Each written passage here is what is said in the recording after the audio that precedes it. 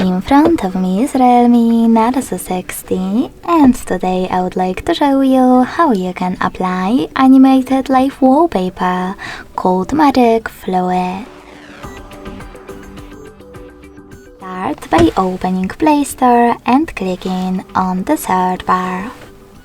Then type in Magic Fluids and install this free app from Mad Scientist developer, Magic Fluids Lite Fluid Theme. When your app is ready, open it, and to mute the music right away, click on the bottom left corner. Now you can adjust settings of your wallpaper by clicking on this gear at the top left corner, selecting I accept in first things first pop-up and adjusting all of those options however you want to. You can also tap on presets over here, select the best one and choose yes in the pop-up.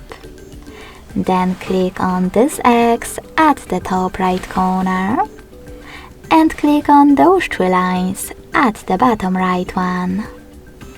Then click on Set as Live Wallpaper, hit yes, tap on Apply, and decide where you wish to apply it, on home screen or home screen and lock screen. I will go with both, so when I go back, as you can see, my wallpaper was successfully applied.